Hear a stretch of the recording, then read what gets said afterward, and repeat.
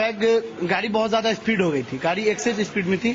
ये local station यहाँ पर क्रॉस की है गाड़ी, उसके बाद गाड़ी पटरी से उतरने का आवाज़ लगा, तुरंत फ्रैक्शन ऑफ सेकंड में लाइट ऑफ हो गया गाड़ी।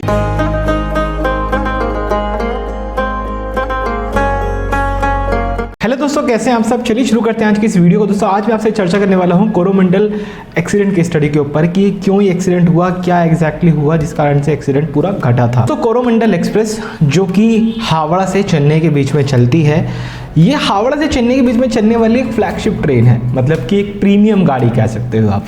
जैसे कि दिल्ली से चलती है ना तमिलनाडु एक्सप्रेस, केरला एक्सप्रेस और एपी एक्सप्रेस, ठीक है। तो उन्हीं ट्रेनों की तरह ये ट्रेन भी, तेलंगाना एक्सप्रेस, उन्हीं ट्रेनों की तरह ये ट्रेन भी एक फ्लैगशिप गाड़ी है इंडियन रेलवेज के नेटवर्क के अंदर।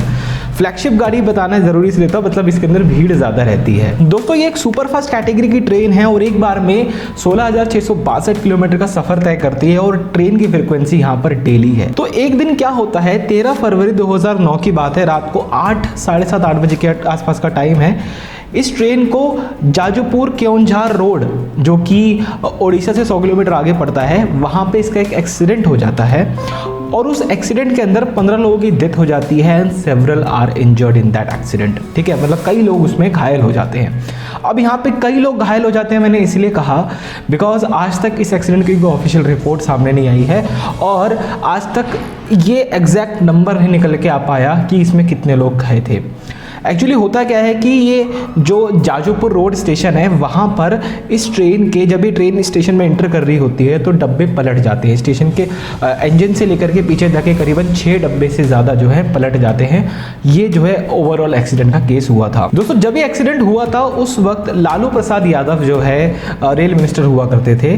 अब इसको किस्मत का संजोग कहिए या किसी की सोची समझी साजिश कहिए, no comments on that. But ये जिस दिन ये एक्सीडेंट हुआ उसी दिन की सुबह लालू प्रसाद यादव ने रेल बजट सुनाया था और अपने रेल बजट के अंदर उन्होंने ये चर्चा कही थी कि भारतीय रेलवे कितनी ज़्यादा सेफ है और इस हमने किस तरह से नित्य निरंतर प्रयास करने के बाद भारतीय रेलवे को काफ़ी सुरक्षित बना दिया है। उसी शाम को ये एक्सीडेंट जो है घट जाता है। नाउ जैसे कि मैंने आपको पहले बताया कि इस एक्सीडेंट के होने को लेकर के कुछ एक सबूत जो होते हैं ना, ऑफिशियल सबूत नहीं है। तो जितने भी एविडेंसेस मैं जुटा पाया अपने रिसर्च के अंदर, जितनी भी जगह से मैं चीज़ें ढूंढ पाया, न्यूज़ चैनल्स को देखा, उनकी रिपोर्टिंग को चेक करा, उन्होंने जिन गवाहों से बात करी, उनकी बातें सुनी, उसको लेकर के मैं क्या समझ पा रहा हूँ इस एक्सीडेंट के बारे में। दोस्तों इस एक्सीडेंट को होने को लेकर के मात्र 2 ही पॉसिबिलिटी जो है मुझे बनती हुई दिख रही हैं। सबसे पहली पॉसिबिलिटी ये है कि जो जाजपुर रोड का स्टेशन है जहाँ ये गुजर रही थी, अगर आपका तो मुझे पता नहीं, लेकिन 2013 के आसपास के अगर कभी आप उस जगह से गुजरे तो आपको इसका जो वेब 4 लोकोमोटिव था, जहाँ तक मुझे याद है वेब 4 ही था, वो लोकोमोटिव वहाँ पे साइड में पड़ा हुआ मिलता था। और वो जो लोकोमोटिव पड़ा होता था ना, वो होम सिग्नल से पहले ही पड़ा हुआ था, समझ रहे हैं। अब वहाँ पे उसको रख दिया गया था या वो वहाँ पे पड़ा हुआ था, इस बात को लेके भी मेरे पास कोई पक्के तौर पे सबूत मौजूद नहीं है। खैर जहाँ तक मुझे लगता है क्या हुआ होगा, या तो ट्रैक में कोई क्रैक था, ठीक है, ट्रैक में कोई क्रैक था और ट्रेन जो है जाजपुर स्टेशन की तरफ 115 किलोमीटर प्रति घंटा की रफ्तार से बढ़ रही थी।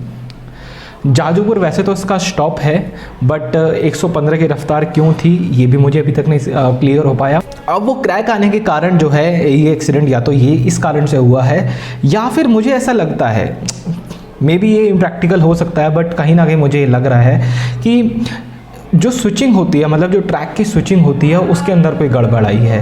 मतलब कि ट्रेन को रहना था मेन लाइन के ऊपर और जो होम सिग्नल वगैरह थे वो भी उसको मेन लाइन की तरफ ही इशारा कर रहे थे, बट उसका जो ट्रैक था वो लूप की ओर सेट था। जिस टाइम की ये घटना है उस टाइम में सिग्नल सिस्टम इतना ज़्यादा एडवांस नहीं होता था कि आप आज तो बहुत सारी घटनाओं पे हमारा जो सिग्नलिंग सिस्टम है, जो हमारे डेटा लॉगर्स वगैरह, उनसे हम बहुत सारा डेटा निकाल सकते हैं और बहुत सारी चीज़ों के ऊपर कंट्रोल कर सकते हैं, बट उस टाइम में शायद इतना नहीं हो सकता था। और मुझे लगता है कि कहीं ना कहीं ये भी एक पॉसिबिलिटी है कि भाई ट्रेन का रूट लूप की तरफ सेट था और ट्रेन मेन लाइन की स्पीड से आ रही थी, जिस कारण से एक्सीडेंट होता है। बिकॉज अगर हम इसके अंदर के लोगों की सबूत वो देखें कि ये इस तरह से लोगों को लगा, तो लोगों ने साफ बताया कि उन्हें एक काफ़ी तेज़ झटका लगा और ये एक्सीडेंट पूरा इतनी तेज़ी से होता है कि लोगों को रिएक्ट करने का टाइम नहीं मिला। अब दोस्तों, जब मैं आपसे एक्सीडेंट की स्टडी की बात कर ही रहा हूँ, तो टुडे सो फार तक इस ट्रेन के आज से पहले कितने एक्सीडेंट हुए हैं सबकी लिस्ट भी एक बार आपसे कह देता हूँ। तो 15 मार्च 2002 को दोपहर में करीबन 2:40 PM में पाडुगुपाड़ू जो कि नेल्लोर डिस्ट्रिक्ट के अंदर आता है, वहाँ पे एक रोड ओवर ब्रिज पे ये ट्रेन का डिरेलमेंट हो जाता है, जहाँ पे करीबन 100 पैसेंजर की मतलब इंजर्ड हो जाते हैं। उड़ीसा में एक बार इसने 6 एलिफेंट्स को और उनके बच्चों को हिट करा कोरोमंडल एक्सप्रेस में जो कि हुआ था गंजम डिस्ट्रिक्ट में, ठीक है। 30 दिसंबर 2012 का ये केस है। इसमें ये तक कहा जा रहा था कि एक बेडरोल अटेंडेंट जो होता है उसकी भी जो है मतलब वो भी डेथ हो गई थी उसकी, ठीक है। अच्छा, एक बारी ईस्ट कोस्ट रेलवेज पर्सन ने बताया है ये बात कि ट्रेन जो है भुवनेश्वर की तरफ बढ़ रही थी आगे, तभी इसके जनरल कंपार्टमेंट में आग लग जाती है। हालांकि आग को वक्त रहते बुझा लिया जाता है और कोई भी इसके अंदर इंजर्ड नहीं होता है। एक इसके अंदर और घटना हुई थी फायर को लेकर के, जो कि हुई थी निडावोलू जंक्शन में, लिख दूंगा यहाँ पे जो भी उसका नाम है, जहाँ पे इसकी 2 बोगी डैमेज हो जाती हैं, बट कोई भी घटना यहाँ पर नहीं होती है।